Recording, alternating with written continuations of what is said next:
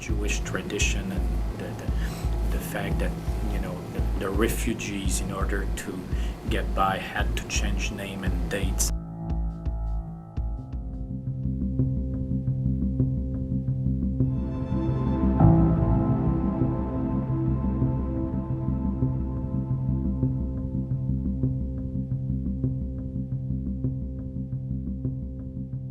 The most important figure for him in his life was his father, because in both a positive and a negative way, he identified with his father as an adventurer. Sephardic Jews were different from Ashkenazi Jews. They were much more romantic and gregarious and had a different view of life. They weren't persecuted particularly. They had a good experience in Turkey for the most part. They had early liberation. So they had a much more positive view of life, and I think his father did as well.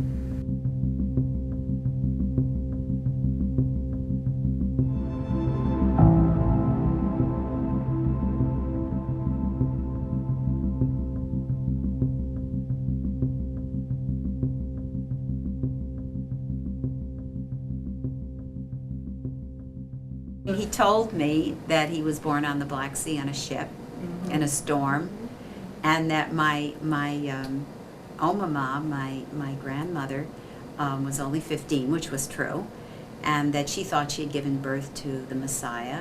Every woman at that age, my gosh, she was a child, and she had her firstborn son. I suppose that makes sense, She knew he was different. She couldn't quite understand him, She couldn't. But she knew he was a grosso genie, which means a big genius, Absolutely. And there was nothing she could do about anything else he did or whatever.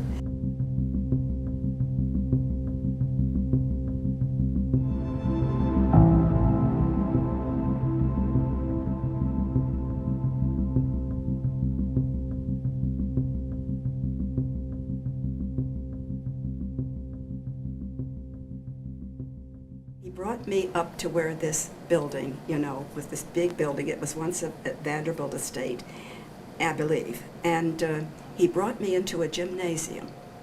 And up above the gymnasium was a balcony.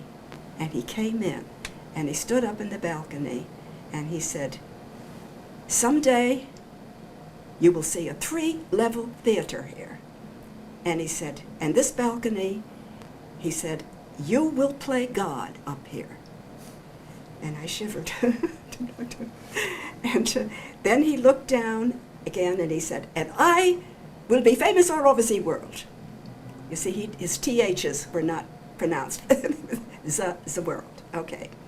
And then I was just captured. That was it. He wrote Spontaneity Theory of Child Development with me. And he did most of it, but I gave him information about my background in college, which I had studied. The child, even when born, is spontaneously born right from the beginning. Development there has to be spontaneous.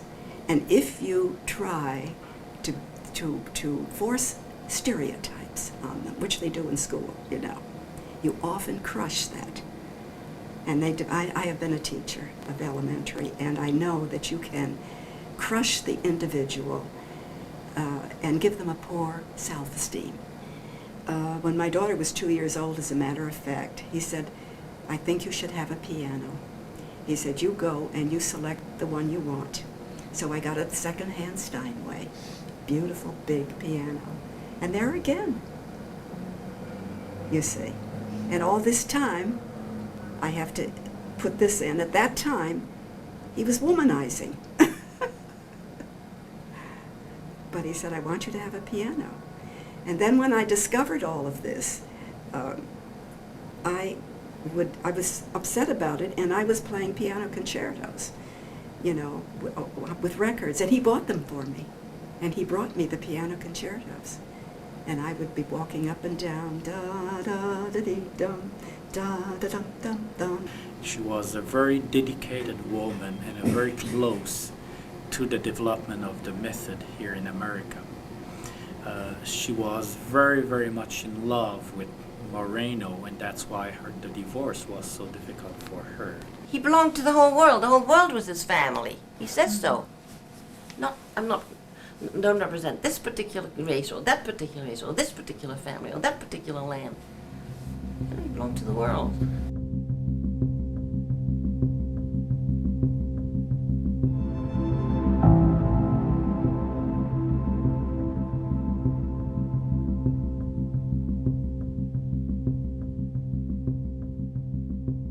I think she was the role model for psychodramatists much more than Moreno himself. She was much more down to earth, and she had this ability in any circumstances to get right close to a process and close to the people. That's why she is so much loved and beloved by everyone. And the day may come when we will be able to sort out more her scientific contribution. Well, I have to tell you first that when I first met him, I was surprised that he didn't look like a physician. He looked like an artist. Mm-hmm. We used to walk through Grand Central Station, and the conductors would say, "Good evening, Mr. Wagner." Mm. They could see the music in him, I guess. He looked like an artist, like an actor, or like a director for the theater. This is the theater of psychodrama. The director is Dr. J.L. Moreno, who is now coming onto the stage.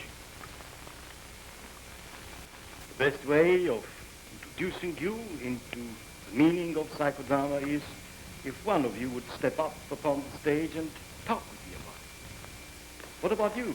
Yes, Doctor, I have a question. Yes. Why don't you come up? Right from the beginning, this is probably the only true genius I'll ever meet in my life. Mm-hmm. At least I recognized him. Mm-hmm. And that recognition was important to him. That's what clicked, made our relationship. I would make a remark about something that was happening in the world, and he'd say, "What did you say?" He always paid attention to what I said. And I always don't think it was a throwaway line. That's an observation I made. Not particularly brilliant. Mm-hmm. I didn't see myself as particularly brilliant. And he said, "What did you say?" And I would repeat. He said, "That's very important. Let's go and work." And out would come pages and pages and pages of dictation. Mm-hmm. Now, it was like I had tapped a wellspring in him somehow. Mm-hmm. That was one of my major contributions. He always had good supporters in women. He always said that, I know what to do with women better than with men, he said, in relationships. Mm. He always felt that women were always available to nurture and to serve. And men always had their ego got in the way, he felt. My father and Zerka styles are very different. My father was much more sort of going for the extreme catharsis and pushing and driving people to reach catharsis, whereas Zerka tends to be to move slower and to be more conscious of the person's need to be ready for what's next in the psychodrama.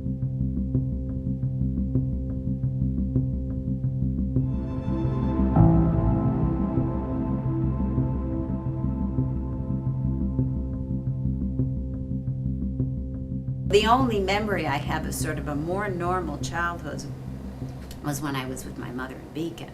My mother really spent a lot of time with the community, and so I had normal sort of friends and people over. It was more like a usual home.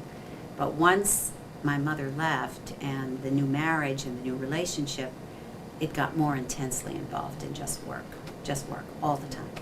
The district that I work in, I have done psychodrama with the high school age students. And basically it's more sociodrama. With my own classroom, it's a little more complicated because they're very young.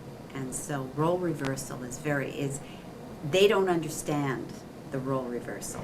To them, the role they take on is part of them. So if you ask them to become a mother or a dog, they think they're a dog and a mother. It's not the same thing. Children can only learn to role reverse when they know they are an entity in themselves and that they're not giving up themselves because they have themselves. I've had to separate myself. So it's been easier for me to study with Zerka. She's not my parent in the sense, she's my step-parent, but she's not my mother or my father. So I can accept it more easily from her and understand it. Whereas with my father, it was all, why aren't you paying attention to me? Why are you doing all this stuff with all these people? I want to be the one that's the most important. And of course, he put me on the stage a lot. I was on the stage a lot for a lot of things. I once was on the stage because I used to be afraid of fire, and so he enacted a whole scene where I was to jump off the balcony in a fire in the house and what I would do. And he promised me he would always catch me. And I always remembered he'll always catch me. Well, he didn't always catch me. A lot of bad things happened to me in my life and he didn't catch me. But I had to work it out. That's the way it is. So anyway, he told me stories every night. He used to tell me bedtime stories. And I always thought these stories were true, and I found out later on from this biography that Renee wrote that a lot of it was just psychodramatic lies, or whatever you want to call them, but it certainly was.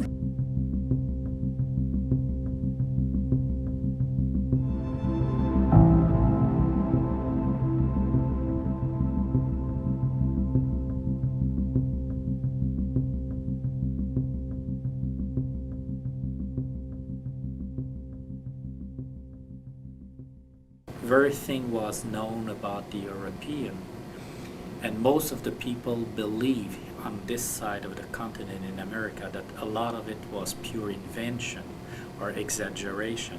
I started to dig all the little facts and go to the archive, and to my own surprise, I then found out that most of the thing, I would say 95 of the thing that he talked about really happened. The environment in which he was born in Bucharest, that was a very, very poor environment. Something, a side of him that stayed there all his life is being more on the side of the poor than on the side of the rich. And that came from his deep roots. You say she's here? Could I talk to her, please?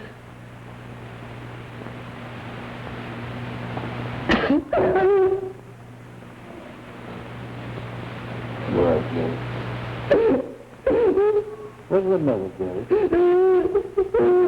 Where's the mother? What is it, Gary? Come on, tell me, what is it? What is it? Did you... She doesn't want to talk to you? She wouldn't want to talk to me because it's still no peace. But it's still no peace. Yes. Well, I'll tell you something. Why don't you... She's there, she's on the telephone, she wants to talk to you. Give her a chance, Gary. Be fair. Here she is. Miss Gary, you know me.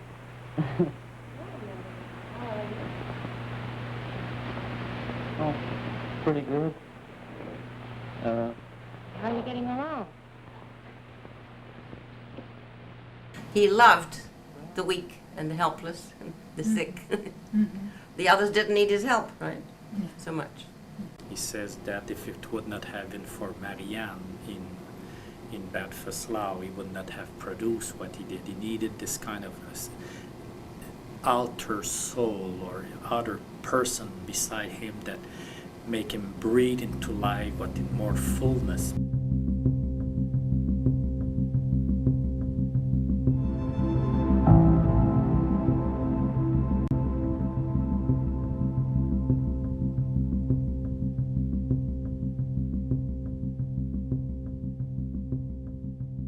She left her boyfriend for him, who I think was a pro-Nazi also. And well, that was a great love, yes. But he came to this country in order to spread, I guess, his ideas, his spontaneity and the whole thing. And I guess he gave her the promise that he would be back. But he never returned to her. And he just left her like that. Another one devastated, you see. There's a struggle in that period in in the Jewish community in the Mediterranean, perhaps more than in the Northern European communities. There's a struggle with the meaning of God in the modern world. And I think the words of the Father reflect that very powerfully. So I see it as a document, in a way, more of a document in the history of Jewish intellectual history than it is a document in psychodramatic history. So it is my favorite and has a great deal of meaning for me in that respect. I am God. I am the Father of the universe. believe he is too, really. Yeah. And but I couldn't. But later on, I realized what he was saying is that we are all co-creators of God's universe. And nobody could quarrel with that. Well, I always thought that it was I thought my father was God as a child, of course, which is, I guess, a common thing for children to think. So I thought that he wrote this book, that God had written this book, and I got it all mixed up with him and have written this book because he used to read it to me in the bedtime stories. The whole idea that man is a cosmic being and not just a psychological being or an economic being or a, physical being, more than that, they resisted that idea. There was a lot of misunderstanding, and very often the people who did understand it didn't have the power to help him with it, to become helpful auxiliary egos and interpreters. Besides which, he was in some ways, was greatly influenced by Jesus of Nazareth. He had quite a thing about Jesus, and that I wasn't going to mention either. But he did admire him very much. But what he said was, the people failed him. He was great. Yes, he was great. But the people failed him, you see.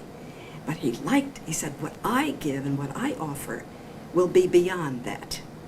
And he had a picture on a book, I don't know if you saw it, healing. Jesus was a healer. He's healing this woman. Rise, rise, So he felt that he could do what poor dear Jesus couldn't accomplish, you see.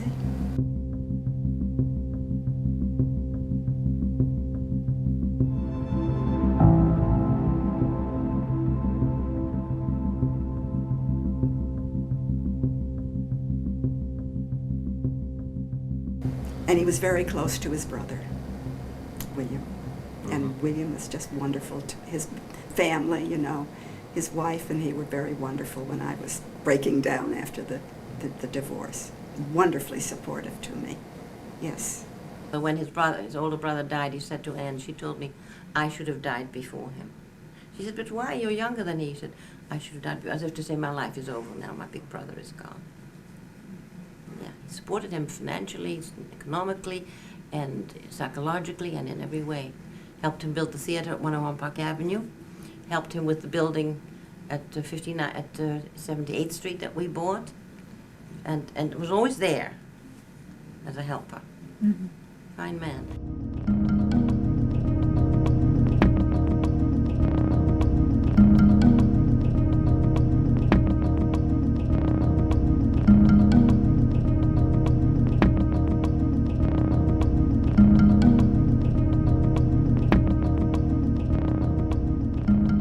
Probably the best friend he ever had, who anonymously used to give money to support him. My father was terrible with money. And if it hadn't been for William, he couldn't have done what he did.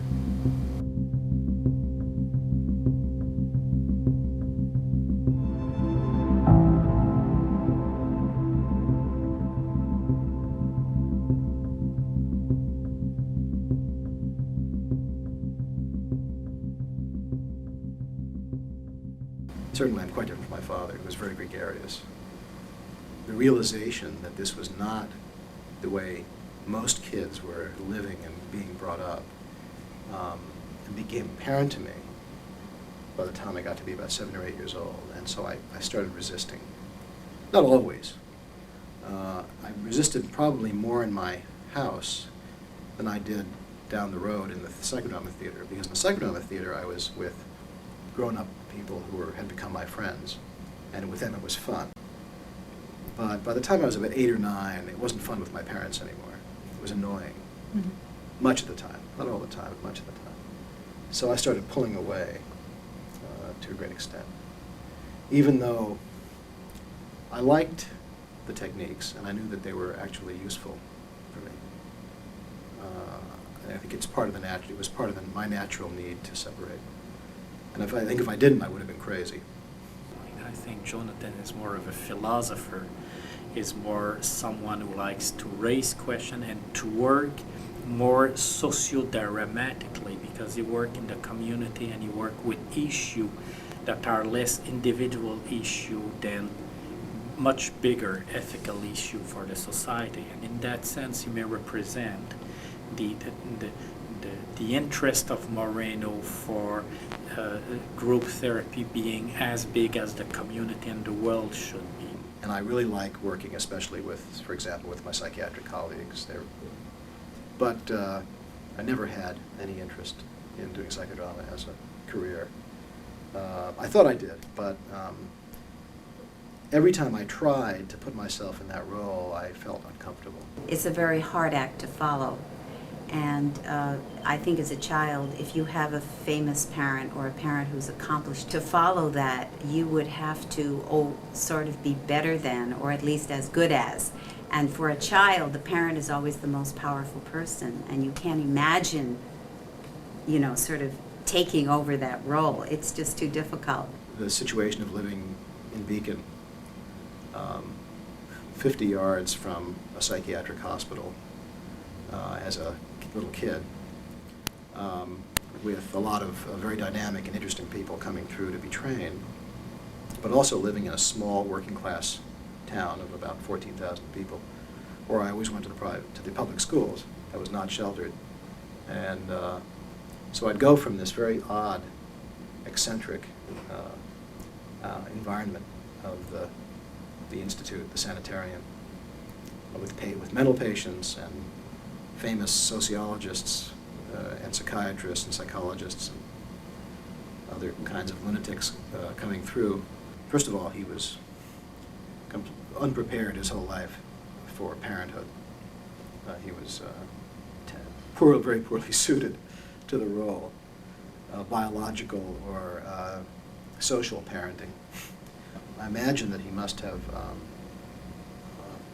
felt somewhat conflicted, knowing what he should do and how he should be involved with a young son, at the same time knowing how little time he had and knowing that he was not well suited to the role of being to the paternal role for his own son.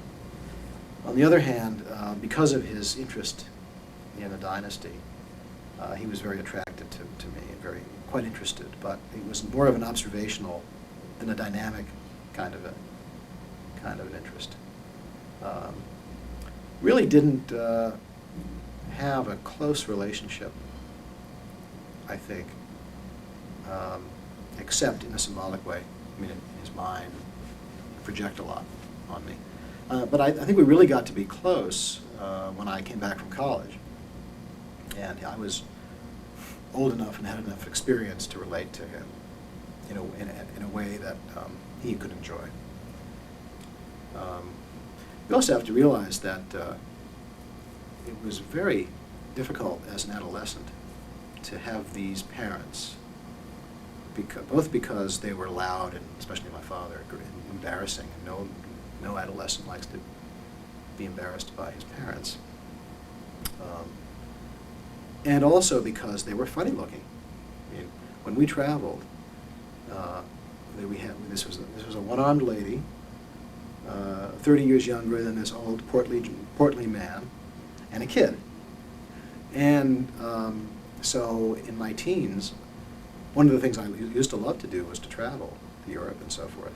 But I stopped when I got to be too self-conscious, about 15 or 16. And then it took me another 2 or 3 years when I got over that hurdle to start to appreciate him in particular. And that became reciprocal. So fortunately, he didn't die until I was 22, and then when he got sick, we really got to be very close.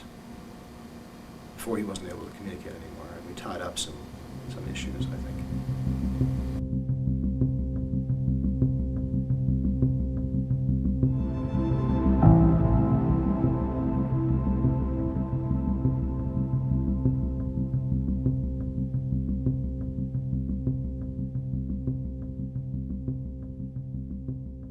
There are people who've told me that Jennings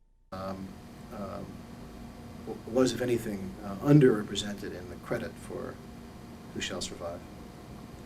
Helen Jennings undoubtedly is a tragic figure in some respects. Gave her life to her work and hasn't been fully appreciated.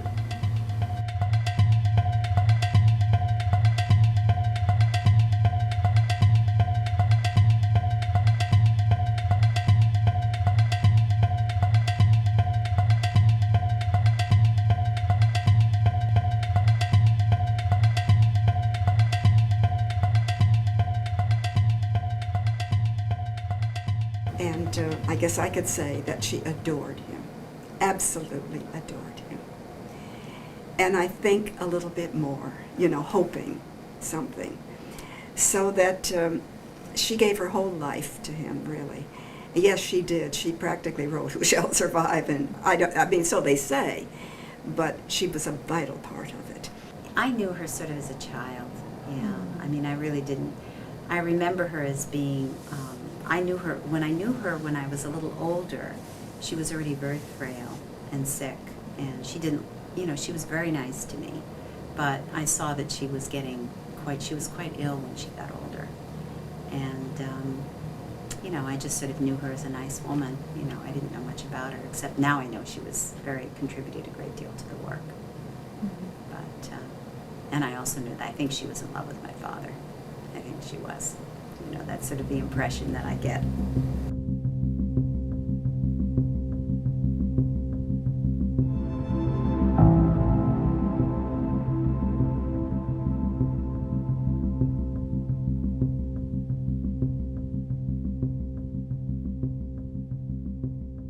I came because of Regina, who then left her mother. The parents, Florence and Jacob Moreno, talked it out together, and Zerka accepted her. But as I said before, he realized it would be impossible to have an 11-year-old child in a household which at that time was not a household as such. And even if they would build one up, well, he did not marry Zerka to become a housewife or a stepmother to Regina and so on. They felt they should have a fourth person in the house. She was basically supposed to be a companion for me. We'd had other people working for us, but it didn't seem to work out very well. But she also then translated the books into German, Who Shall Survive. And so she became very involved in the work. So she again got swallowed up into psychodrama. So even though she was supposed to be there for me, I had a hard time getting Gretel away from the work.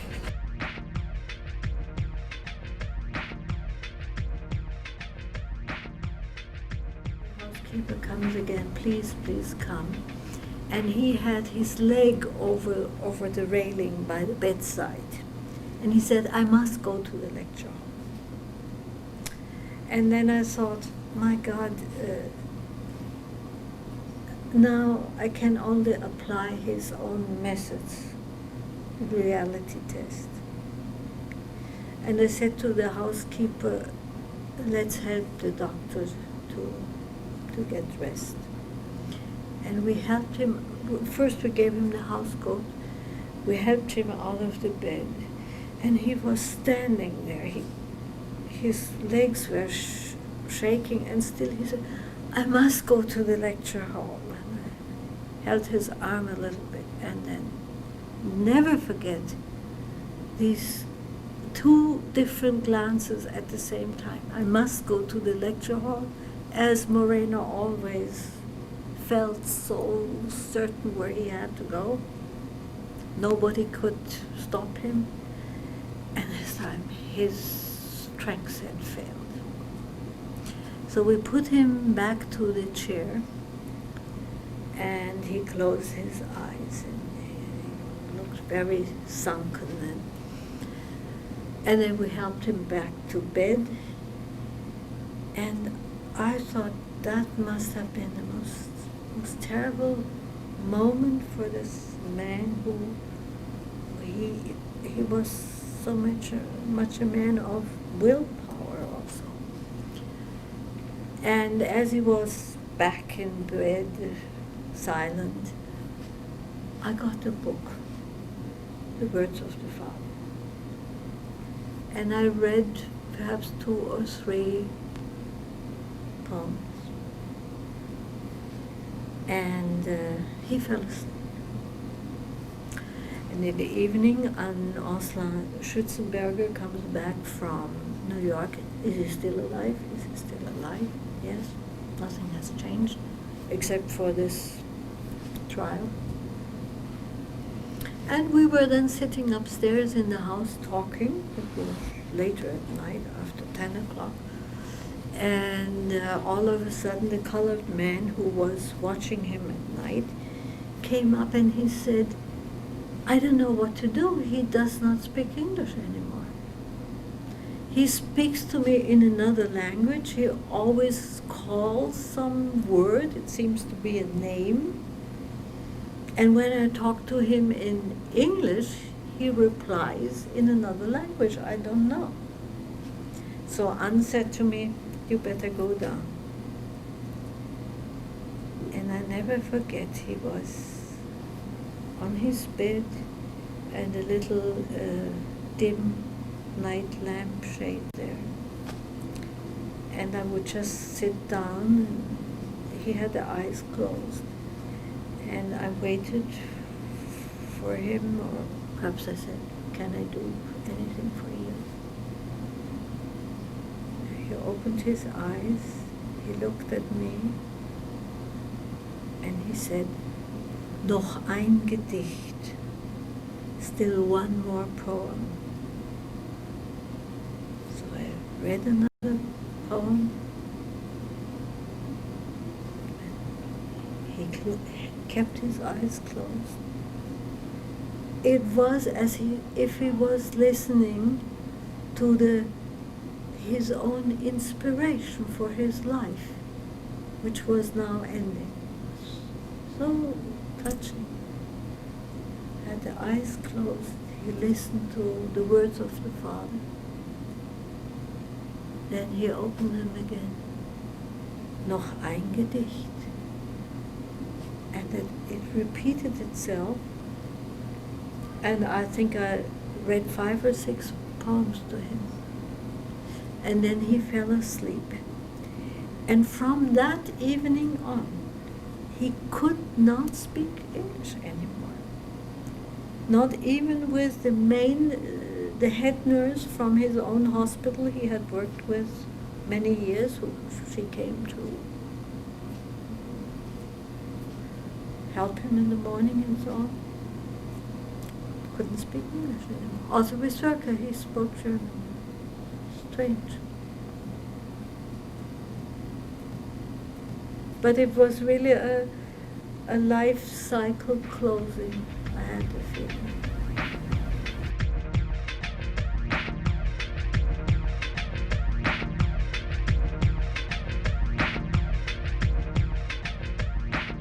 Psicodrama has created a new technology, which goes beyond the word or lying on a couch, and which is so adaptable that it can find a normal place in almost any approach to the human being. And that, I think, is a major contribution. Also that we see the human being in a different way. As Moreno pointed out, that everything in the psychoanalytic movement began with disaster. You know? Mm. Sex-created problems. Mm-hmm. Childbirth was a trauma. You know? The inferiority of the organs. I mean, Freud and Rank and Adler all saw the negatives. Mm. And he sees the human being as some, a potential creative genius. And if psychodrama has any value, it is looking at the child with all its potential. And he always used to say, when he saw a child, he would say, all he could see was yes. So the challenge, it seems to me, for psychodrama is not only to prove itself as scientifically valid, clinically valid, but also to have it to be whole, to be philosophically complete as well as technically complete, to bring the philosophy and to keep the philosophy and the techniques together. That's the challenge. I think it is an important psychotherapeutic method, and it goes to the depths, and it is time saving for the patient, and it never isolates the person. It always brings the person into the whole cosmos. They encounter the social atom, the world around. It would be nice to think in a sort of dreamlike sense that this would have some value for, especially sociometry, for helping some kind of understanding, some kind of encounter between different cultures, people from different races, so they could understand each other and see the point of view of the other person from their own eyes, rather than to always have this narrow. It would be nice to think it was possible to work out these problems.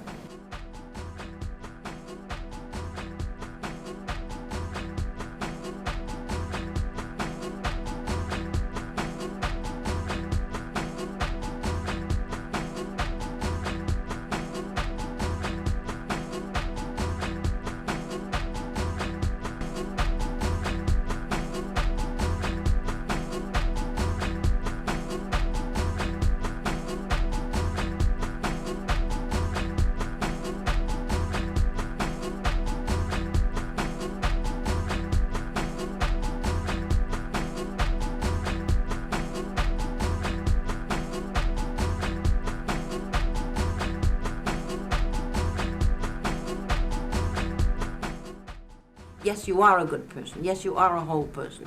Yes, you can heal. Yes, there is a life for you. There is hope. That's the important message.